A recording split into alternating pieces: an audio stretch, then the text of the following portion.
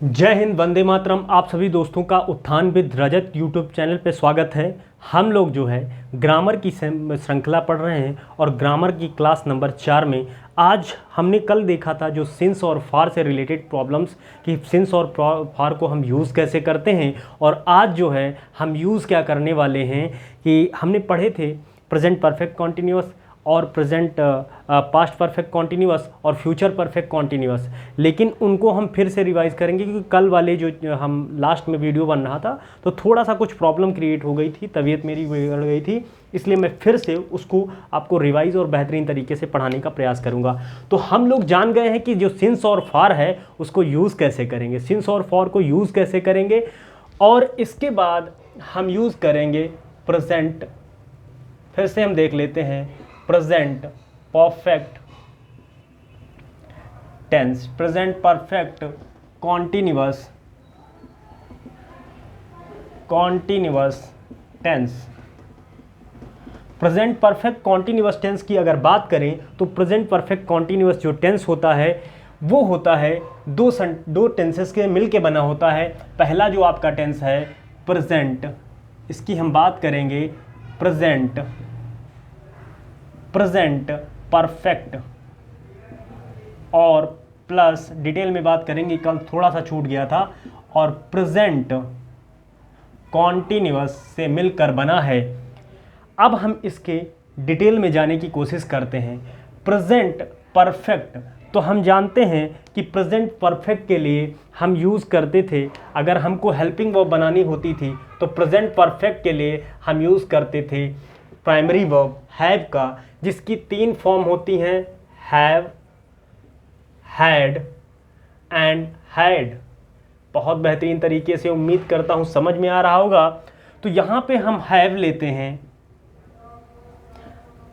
और हैज़ लेते हैं, सिंगुलर में हैज़ और प्लूरल में हैव का यूज़ किया जाता है। अब यहाँ पे हम बात क्या करेंगे, हम देखते थे प्रेजेंट हो या पास्ट हो, अगर इन दोनों टेंसेस के लिए हम हेल्पिंग वर्ब बनाने के लिए अगर मदद लेते थे, वो किसकी लेते थे, वो हम बी की मदद लेते थे। और यहाँ भी हम यही करेंगे कि यहाँ भी हम क्या करेंगे, बी की जो है फॉर्म करेंगे, बी की थर्ड फॉर्म बीन का उपयोग करेंगे। बी की बी फॉर्म इसलिए क्योंकि इन दोनों टेंसेस को जोड़ने के लिए बी की थर्ड फॉर्म बीन का उपयोग करेंगे। और आगे हम जानते हैं प्रेजेंट कॉन्टिन्यूअस है, तो प्रेजेंट कॉन्टिन्यूअस में वर्ब की फर्स्ट फॉर्म के साथ आईएनजी का उपयोग किया जाता है। हम आगे एग्जाम्पल्स की बात अगर करें, तो हम एग्जाम्पल में अगर बात करें तो बात करेंगे एग्जाम्पल में रजत, हेल्पिंग वर्ब हैज़ और बीन, और वर्ब की आईएनजी फॉर्म यानी कि राइटिंग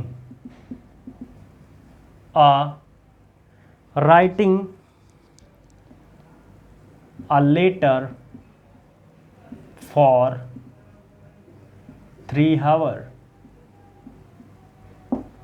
और 3 आवर क्योंकि ये क्या है, टाइम यूनिट है, ये क्या है, न्यूमरल टाइम है। ये हम पीछे पढ़ चुके हैं। फॉर क्यों लगता है, एन फॉर नंबर और हावर फॉर टाइम, तो न्यूमरल टाइम होने के लिए हम यहाँ पे फॉर का यूज़ किए हैं। सिंस और फॉर के हम टेंसेस में पढ़ चुके हैं।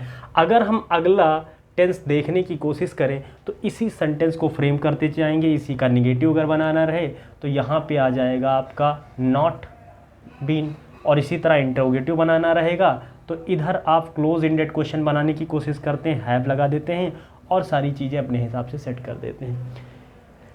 Subject helping verb plus subject यानी कि रजत, और रजत के बाद बीन और फिर वर्ब की थर्ड फॉर्म, ये सारी चीज़ें सेम रह जाती हैं। अगर हम आगे टेंस पे कूदने की कोशिश करें या सीखने की कोशिश करते हैं, अगला टेंस हमारा है पास्ट। थोड़ा सा देख लेते हैं, ब्राइटनेस सही आ रही है, मजबूरी है क्योंकि काम खुद ही से करना पड़ता है। तो पास्ट सही है, पास्ट इंडेफिनिट, सॉरी देखिए दिमाग, तो पास्ट परफेक्ट कॉन्टिन्यूअस, अगर पास्ट परफेक्ट कॉन्टिन्यूअस में हम बात करें तो पास्ट परफेक्ट और पास्ट परफेक्ट कॉन्टिन्यूअस, ये दो टेंसेस से मिलके बना है, पास्ट परफेक्ट और पास्ट कॉन्टिन्यूअस से। तो पास्ट परफेक्ट से बना है, हम जानते हैं कि हैव की कौन सी थर्ड फॉर्म से हेल्पिंग वर्ब क्रिएट करने की कोशिश करेंगे, और हम जानते हैं कि पास्ट परफेक्ट और पास्ट कॉन्टिन्यूअस को जोड़ने के लिए हमें क्या चाहिए, बी की थर्ड फॉर्म बीन का उपयोग किया जाता है। बी की जो फॉर्म होती है वो बीन का उपयोग किया जाता है, और वर्ब की क्या यूज़ करेंगे, वर्ब की आईएनजी, वर्ब की फर्स्ट फॉर्म में आईएनजी फॉर्म का उपयोग किया जाता है। ये समझने की बात यहाँ तक रही। और देखो बाबू, यहाँ पर हमने एक चीज़ छोड़ दी है, इसको आगे बढ़ा के सिंस के साथ, सिंस या फॉर के साथ टाइम का सिस्टम दे दिया जाता है। आगे हम एग्जाम्पल की बात करें, अगर एग्जाम्पल ले लीजिए कि राधा हैड बीन, वर्ब की आईएनजी फॉर्म हेल्पिंग कर दीजिए,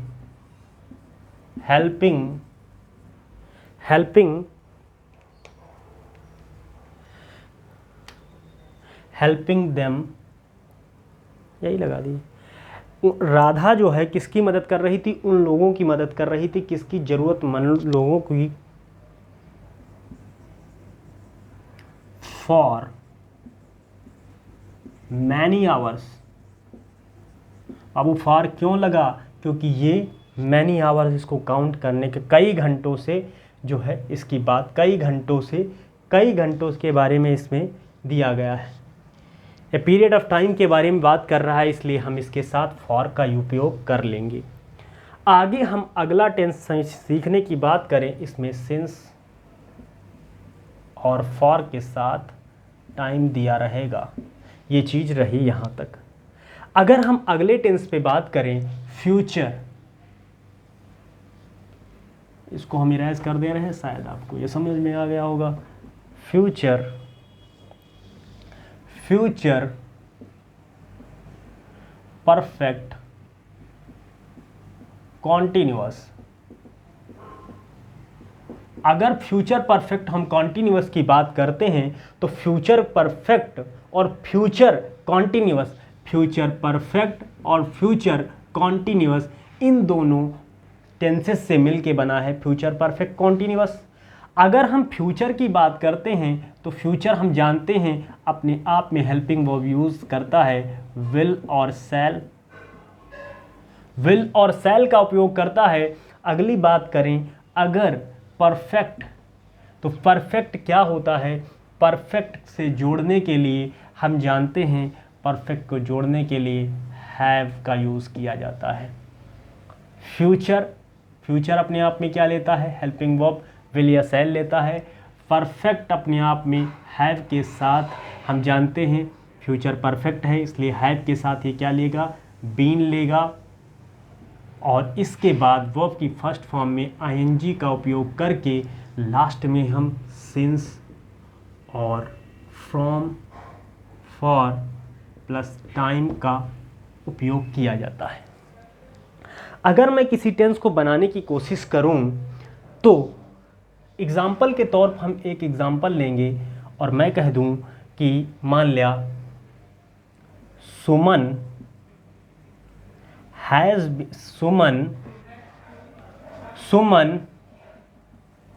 will have been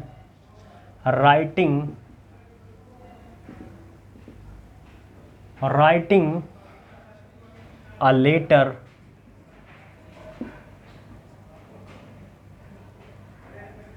since Monday। सही है? नहीं, यहाँ पे हम एक अलग सी चीज़ जानने की कोशिश करते हैं। जो आपका सिंस है, ये सिंस ना रह के फॉर्म में कन्वर्ट हो जाता है फ्यूचर परफेक्ट कॉन्टिन्यूअस टेंस में यही एक अलग से चीज़ होती है, फ्रॉम का यूज़ किया जाता है, सिंस के स्थान पर हम यूज़ करेंगे फ्रॉम का, और सारी चीज़ हमारी वैसे ही रहेगी। तो ये चीज़ हमारी हो गई। फ्यूचर जो हमारा परफेक्ट कॉन्टिन्यूअस टेंस था वो आज ख़त्म हो चुका है। अब हम बात करेंगे अगले लेवल पे। हमारा पहला लेवल, जब हम टेंस पढ़ रहे थे तो हमारा जो पहला लेवल था वो पहला लेवल मेरा समझने और समझाने का था कि टेंस में जो हमारा होता है बेसिक लेवल, बेसिक लेवल में हमने जाना कि टेंस कैसे काम करते हैं, टेंस में क्या क्या चीज़ें होती हैं। दूसरा हमारा जो लेवल था, दूसरा जो हमारा बी वाला लेवल था, ये लेवल था कंपैरेटिव एनालिसिस। दो टेंसेस के बीच कंपैरेटिव एनालिसिस क्या होता है, अब हम आगे जानने की कोशिश करेंगे। मुझे बहुत उम्मीद है कि आप लोगों को ये जो पूरा टेंस का बेसिक लेवल था ये अच्छी तरीके से समझ में आया होगा, और समझने समझाने के इस सिलसिले को हम फिर से जारी करेंगे लेवल 2 में एंट्री करके। लेवल 2 एंट्री करने का सेंस ये है कि आज बहुत ही इम्पॉर्टेंट, अब जो है बहुत इम्पॉर्टेंट चीज़ चलने वाली है, क्योंकि इसी से आपके एग्ज़ाम में प्रॉब्लम्स बनना क्रिएट होती है। जो मूलभूत चैप्टर है वो शुरुआत यहाँ से हो रही है। चलो, अगर हम बात करें लेवल 2 की, और लेवल 2 में हमारा है कंपैरेटिव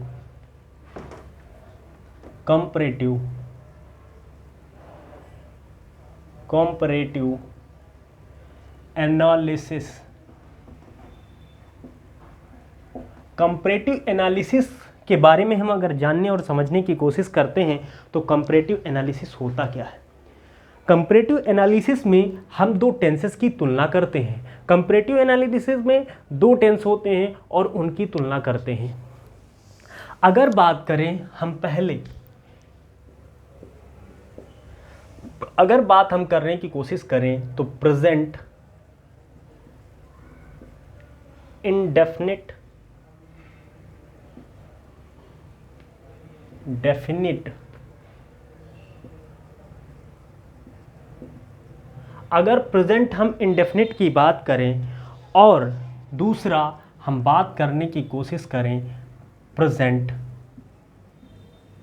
कॉन्टिन्यूअस, अगर हम दूसरी बात करें प्रेजेंट कॉन्टिन्यूअस और प्रेजेंट इंडेफिनिट, थोड़ी सी गलती हो गई क्योंकि फिर लिखना पड़ेगा और इसको मिटा भी नहीं सकते हैं, थोड़ा सा समय दीजिए।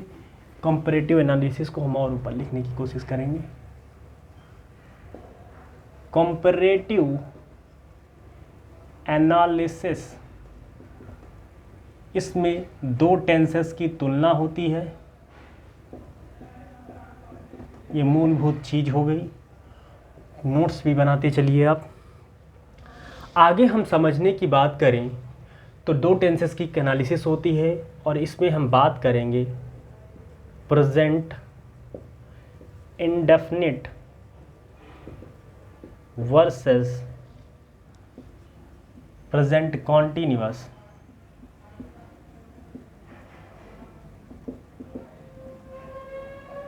कॉन्टिन्यूअस, अगर हम बात करें प्रेजेंट इंडेफिनिट की तो पहले हम जानने की कोशिश करते हैं कि प्रेजेंट इंडेफिनिट जो है ये रिप्रेजेंट क्या करता है, आदत को क्या करता है, ये आदत को दिखाने के काम करता है, ये आदत को मेंशन करने का काम करता है। तो यहाँ पे एक डिफिनीशन निकल के आई, to be mention, to be mention क्या करता है, मेंशन हैबिट, और हैबिट को ही हम क्या कह सकते हैं,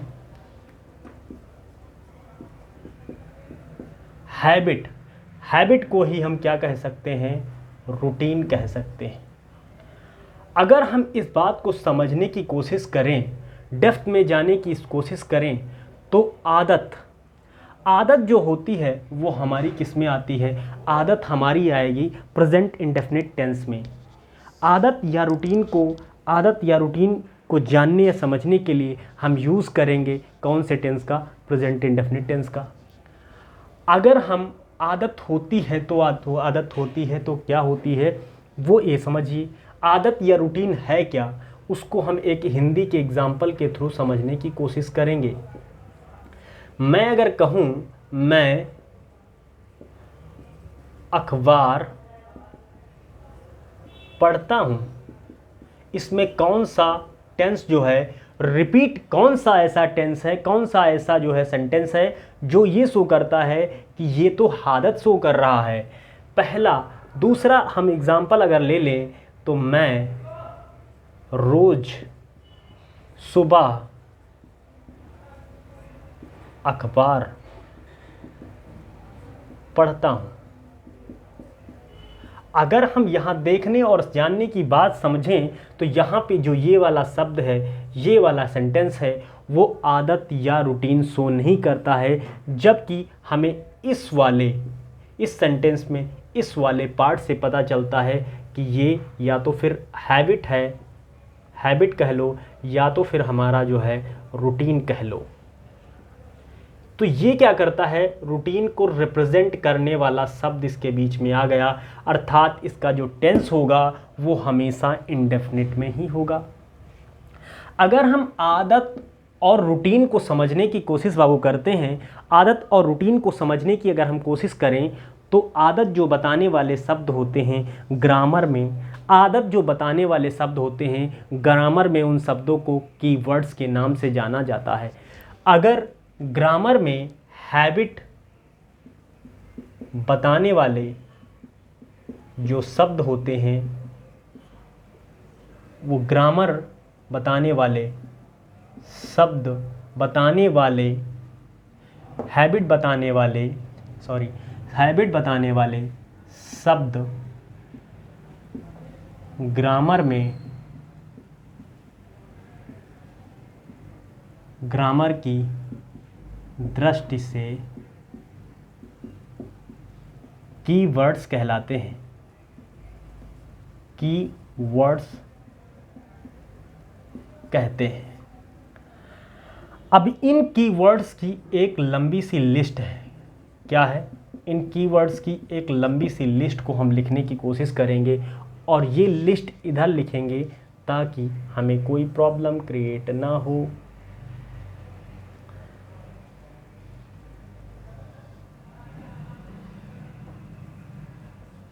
यहाँ लिखेंगे सांप जैसी आकृति में, ताकि हम नीचे एग्जाम्पल लिखेंगे और आप उसी से समझते जाइएगा। अगर हम फिर अगर ये चीज़ आप समझ गए हो तो हम इसको मिटा ही देते हैं, ठीक। अगर आप समझ गए हो तो इसको हम शार्ट में लिख देते हैं।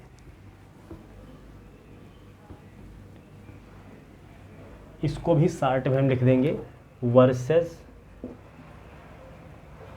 Present continuous. और ये रूटीन है।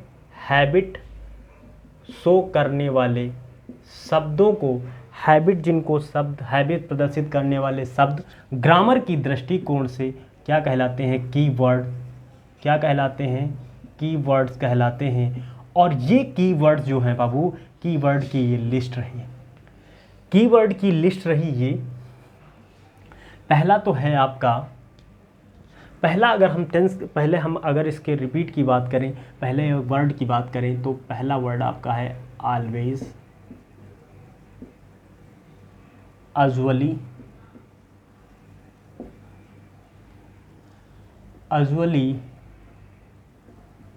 फ्रिक्वेंटली, ऑलवेज, अजुअली, फ्रिक्वेंटली, है ना, रिपीटेडली,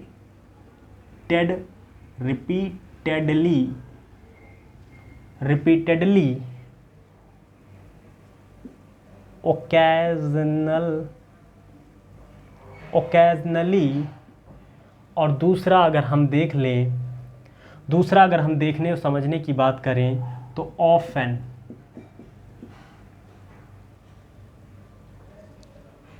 ठीक, ऑफन हो गया।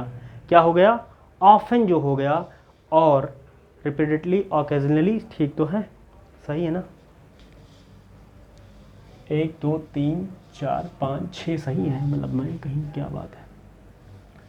अगर नेक्स्ट हम वर्ड बात करें, नेक्स्ट अगर वर्ड की बात करें, नेक्स्ट वर्ड कौन से हैं? अगले वर्ड हमारे निगेटिव पार्ट के हैं। स्कार्सली,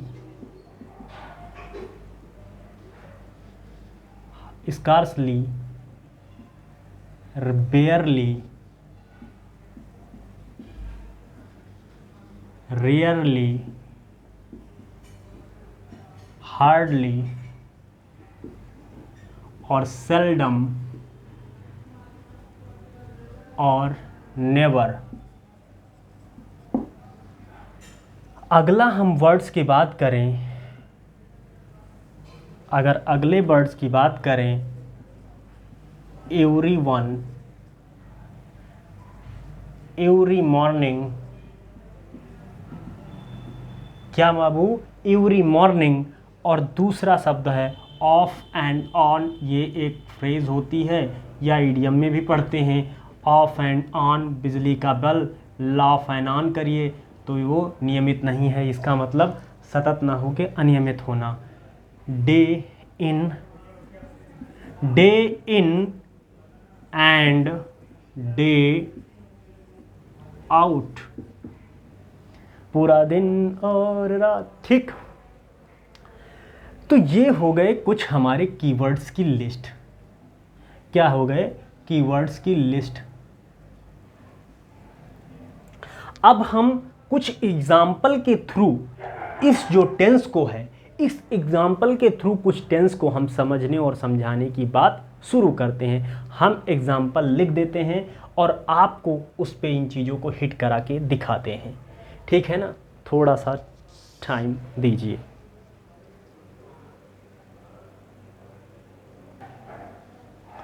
ये रहे आपकी एग्जाम्पल्स जो मैंने लिख दिए हैं और इन पे आप हिट करके देखेंगे। जो आप इनको, जो हमने पीछे नियम पढ़े हैं कि जो हैबिट होती है, हैबिट शो करने वाले ये शब्द हैं। अगर ये कहीं भी आएंगे तो ये क्या शो करेंगे? हैबिट शो करेंगे। और ये हमारा टेंस जो है वो किस में चला जाएगा? ये टेंस हमारा चला जाएगा प्रेजेंट इंडेफिनिट टेंस में चला जाएगा। उससे रिलेटेड जितनी भी प्रॉब्लम्स होंगी वो सारी सॉल्व होंगी। अगर हम देखें, Rahul is always going for a walk. अगर हम इस टेंस में समझने और समझाने की बात करें तो ये टेंस देख रहे हैं कि हमारा गोइंग मतलब ये कॉन्टिन्यूअस को रिप्रेजेंट कर रहा है, कॉन्टिन्यूअस को रिप्रेजेंट कर रहा है। तो कोई दिक्कत नहीं थी क्योंकि इज़ लगा है। लेकिन जैसे ही हम पाते हैं रिप्रेजेंट करने वाला क्या? ऑलवेज। ऑलवेज क्या रिप्रेजेंट करता है? फ्रीक्वेंसी को, मतलब ऑलवेज आदत को रिप्रेजेंट करता है। इसलिए यहाँ पे जो है ऑलवेज लगने के कारण ये टेंस बनेगा किस में? इंडेफिनिट में। बनते ही ये बन जाएगा गोज़ और इस हेल्पिंग वर्ब को हटा दिया जाएगा। अब ये सेंटेंस हो गया करेक्ट। अगर हम नेक्स्ट सेंटेंस की बात करें, he she is. She is usually cracking jokes. Cracking jokes मतलब होता है हंसी या मजाक की बातें, हंसी या मजाक छोड़ना, हंसी या मजाक सुनना या सुनाना, जो भी जैसी चीज़ें हैं। तो क्रैकिंग जोक्स के बारे में बात करेंगे तो इज़ लगा था, कोई दिक्कत नहीं थी, ये बना रहा था कॉन्टिन्यूअस टेंस। लेकिन जैसे हम एजुअली देखा, मतलब फ्रीक्वेंसी वाला वर्ड देख लिया। एजुअली सामान्यतः फ्रीक्वेंसी वाला वर्ड आता है और इस तौर पे हम इस वर्ड को, हम इस सेंटेंस को पूरा फ्रेम करेंगे किसके हिसाब से? प्रेजेंट इंडेफिनिट के हिसाब से। और इसको हटा के इसको लिखेंगे क्रैक्स। क्या लिखेंगे? क्रैक्स। और ये बन जाएगा प्रेजेंट इंडेफिनिट टेंस। अब ये सही है क्योंकि ये क्या रिप्रेजेंट कर रहा है? हैबिट को। अगर हम इसी तरह नेक्स्ट सेंटेंस में देखने की कोशिश करें तो रेनू इज़ ऑलवेज कुक्स समोसाज, है ना? कुक्स समोसाज की बात चल रही है तो Renu is always cook samosas की बात चल रही है। और हम इसमें देखते हैं वही सेम चीज़, इज़ लगा है लेकिन यहाँ पर यस लगा है, कोई दिक्कत नहीं। टाइम फ्रीक्वेंसी को रिप्रेजेंट करने वाला ऑलवेज लगा है। फ्रीक्वेंसी को रिप्रेजेंट करने वाला ऑलवेज जो यहाँ पे ये वर्ड लगा है, ये हमारा बदल देता है गेम, और गेम को पहुँचा देता है प्रेजेंट इंडेफिनिट में। इसलिए हम इसको हटा के, और ये रेनू क्या है? सिंगुलर है इसलिए कुक्स लगा है, कोई दिक्कतें वाली बात नहीं होगी और ये बन जाता है प्रेजेंट इंडेफिनिट का टेंस। अगर हम इसी तरह हम इस टेंस में देखने की बात करें, अगर हम इस टेंस में देखने और समझने की बात करें तो हमारा पर यहाँ पे he is every morning taking exercise, तो ठीक बात थी, इज़ लगा था, एक कॉन्टीन्यूअस टेंस बना रहा था, कॉन्टीन्यूअस बना रहा था वो, तब तक तो बात ठीक थी। लेकिन जैसे कि हमने देखा फ्रीक्वेंसी टाइम को रिप्रेजेंट करने वाला जो वर्ड था वो यहाँ पे दिख गया, और जैसे ही दिखता है हम क्या कर देंगे, हम इसको ले जाएंगे प्रेजेंट इंडेफिनिट में। किस में? प्रेजेंट इंडेफिनिट में। और इसकी ये इज़ को हटा के टेकिंग्स की जगह क्या कर देंगे, टेक्स। क्या अब ये सेंटेंस सही है? अभी तक ये सेंटेंस सही है या नहीं, इसका डिसीजन इसलिए नहीं हो पा रहा है कि इसका स्थान जो है हमारा ये गलत है। इस सेंटेंस में जो अरेंजमेंट है वो किस हिसाब से होगा कि एवरीथिंग कहाँ रखा जाएगा, ऑलवेज कहाँ रखा जाएगा, इन चीज़ों की हम थोड़ा सा इस पार्ट में बात करेंगे। अगर हमारे ये क्या है, ये हमारे जो है फ्रीक्वेंसी वर्ड है, क्या है, इनको कहते हैं फ्रीक्वेंसी वर्ड। अगर इनमें से कोई शब्द कहीं मिलता है तो ये जो भी वर्ड हैं ये वर्ब से जस्ट पहले लिखे जाएंगे। वर्ब से जस्ट पहले हम वर्ड को जोड़ेंगे, कौन से? फ्रीक्वेंसी वर्ड, आवृत्ति वाले वर्ड, इनको हम कहते हैं frequency word. Always, usually, frequently, repeatedly, occasionally, often, scarcely, बेयरली, rarely, hardly और सेल्डम और नेवर, ये सारे हमारे फ्रीक्वेंसी को रिपीट करने, फ्रीक्वेंसी को बताने वाले जो वर्ड हैं। आगे हम अगर समझने की बात करते हैं, अगर हम बात करें एवरीथिंग, और ये जितने भी वर्ड दिए हैं ये फ्रीक्वेंसी तो कर ही रहे हैं, ये फ्रीक्वेंसी तो बता ही रहे हैं बाबू। फ्रीक्वेंसी के साथ ये बाबू क्या बताते हैं, फ्रीक्वेंसी के साथ ये टाइम भी बताते हैं, टाइम भी बता रहे हैं। देखो इसने क्या बताया, यहीं पर हम देख लेते हैं कि एवरी ने ये तो फ्रीक्वेंसी बताया, इसके साथ इसने टाइम भी बता दिया। और जब इस तरह के टेंस होंगे तो ये सबसे कहाँ रखेंगे, इंड में। इन सेंटेंसेस, इन वर्ड्स को हम सेंटेंस जो कोई भी वाक्य के, हिंदी में समझो, वाक्य के हम अंत में फ्रीक्वेंसी वाले इन शब्दों का उपयोग किया जाएगा। इसीलिए अगर हम सेंटेंस अरेंजमेंट की बात करें तो जो ही और तो सब चीज़ सही है, हम इसको थोड़ा सा साफ लिखने की कोशिश करेंगे तो सेंटेंस बनेगा, ये सेंटेंस बनेगा ही इज़, ही, और हम क्या कह रहे हैं, टेक्स लेगा क्योंकि इंडेफिनिट बना रहा है। एक्सरसाइज और एवरीथिंग, ये क्या है, फ्रीक्वेंसी टाइम को रिप्रेजेंट करने वाला जो ये वर्ड है ये सेंटेंस के लास्ट में लिख दिया जाएगा। अगर हम बात करें नेक्स्ट सेंटेंस की, नेक्स्ट एग्जाम्पल की बात करते हैं तो अगला एग्जाम्पल आपका क्या है, Raju is coming late often. हम देखते और समझते क्या हैं कि हमारा इज़ के साथ ये कंटिन्यूअस बना रहा है, कोई दिक्कत नहीं थी। लेकिन जैसे हमने देखा ऑफन, ये क्या है, फ्रीक्वेंसी वर्ड है, फ्रीक्वेंसी वर्ड मतलब फ्रीक्वेंसी वाला वर्ड आ गया तो ये जो है ये हमारा इंडेफिनिट में आ जाएगा, रूटीन को बताने वाला टेंस, इसलिए कम्स ना होके ये हो जाएगा कम्स। और ये चूंकि केवल फ्रीक्वेंसी वाला वर्ड है इसलिए हमने क्या बताया, वर्ब से जस्ट पहले लगाने की कोशिश करते हैं तो वर्ब क्या है, यहाँ पे कम्स है, और कम्स के जस्ट पहले इसको हम रखने की बात करते हैं तो सेंटेंस बनेगा राजू ऑफन कम्स लेट। ये रहा सही शब्द। अब यहाँ चूंकि हमको समय सवा मिल जाएगी, ठीक है, कोई दिक्कत नहीं, कोई समस्या नहीं, कोई बात नहीं। आप लोग समझते और समझाने का सिलसिला जारी रखिए, कोई बात नहीं है। और इनको तो हमने बता ही दिया है कहाँ रखते हैं। अगर हम आगे सी is daily calls him,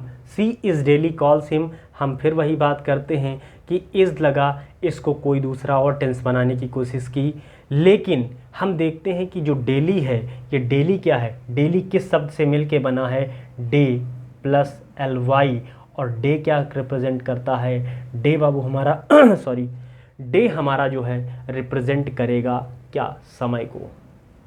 daily जो है हमारे किस समय, हमारे समय को रिप्रेजेंट करने की कोशिश करेगा, इसलिए हम क्या करेंगे, डेली शब्द जो है सेंटेंस के लास्ट में होना चाहिए, ना कि बीच में। सेंटेंस के लास्ट में क्यों होना चाहिए, क्योंकि ये जो है क्या कर रहा है, ये टाइम को जो है, टाइम को रिप्रेजेंट कर रहा है, फ्रीक्वेंसी के साथ टाइम को भी दे रहा है, टाइम को भी दे रहा है।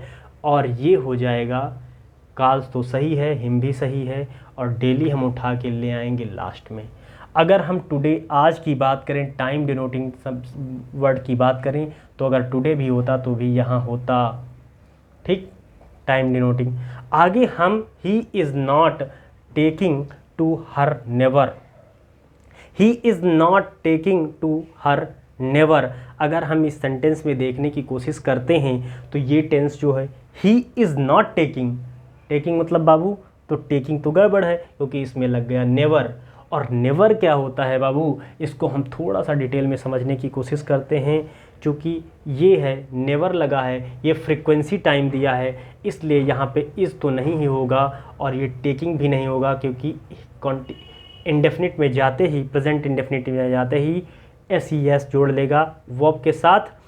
और आगे थोड़ा सा हम इस समझने की बात करेंगे कि जो ये वाली हमारी कैटेगरी है, ये जो कैटेगरी है, ये कैटेगरी है नेगेटिव वर्ड की। ये जो कैटेगरी है वो क्या है, नेगेटिव वर्ड, नेगेटिव वर्ड की।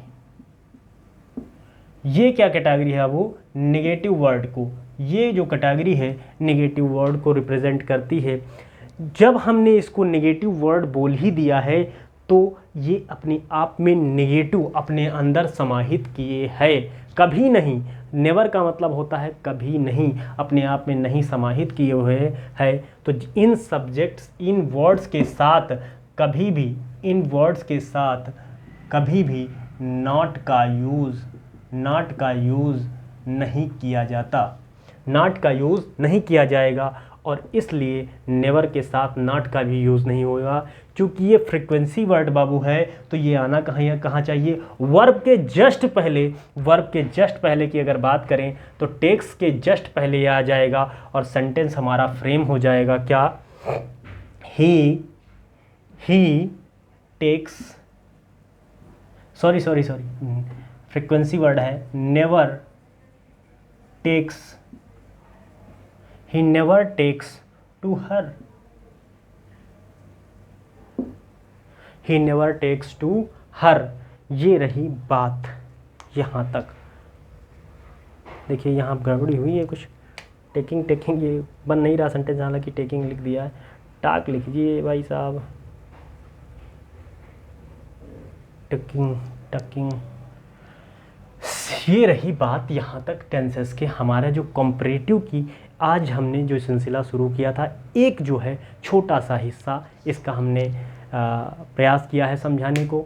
अगर आप लोगों को मेरा सेशन अच्छा लगता है, लोगों को शेयर करिए। और मैं लगातार सतत प्रयास कर रहा हूँ कि कितना बेहतर कंटेंट आपको देने की कोशिश करूँ। जैसे कि आपने देखा कि हिस्ट्री भी क्लास दे रहा हूँ, जल्दी और भी कुछ चीज़ें हैं, प्लान कर रखी हैं। तो थोड़ा सा कुछ मतलब मैनेजमेंट होने के बाद मैं और अभी आपको क्लास दूंगा। तो इसलिए प्लीज़ चैनल को जिन लोगों ने शेयर नहीं किया, सब्सक्राइब नहीं किया है, चैनल को पूरा सब्सक्राइब करो, लोगों को शेयर करो और अच्छे से नोट्स बनाओ। जो भी हम जीरो लेवल से पूरा इनफाइनाइट लेवल पर हमने जो वकैब का सेशन था वो भी अभी 10 से 15 दिन में पूरा बिल्कुल 0 to हीरो बैच फिर से हम शुरू करेंगे उसी से। अभी तो हमने कुछ देखा ही नहीं, हमने तो 1% बात नहीं की। और अब हम जो है धमाकेदार पढ़ने वाले हैं कि पढ़ाई कैसी होती है। अगर आप इंग्लिश की बात करोगे और पूरा जो उत्थान विद रजत यूट्यूब चैनल है, इस पे तुमको या आप लोगों को, आप सभी दोस्तों को यहाँ पे हर चीज़ मिलने वाली है, चाहे वो जीएस हो, चाहे आपका जो है ये आपका इंग्लिश तो चल ही रहा है, वोकेबलरी पोर्शन भी मिल जाएगा। और भी सारी चीज़ें सम्मिलित हो जाएंगी। बस थोड़ा सा आपके प्यार और सपोर्ट की ज़रूरत है ताकि थोड़ा सा मोटिवेशन मिलता रहे। खैर, तो जिन लोगों ने चैनल को सब्सक्राइब नहीं किया है, सब्सक्राइब कर लें। Thank you.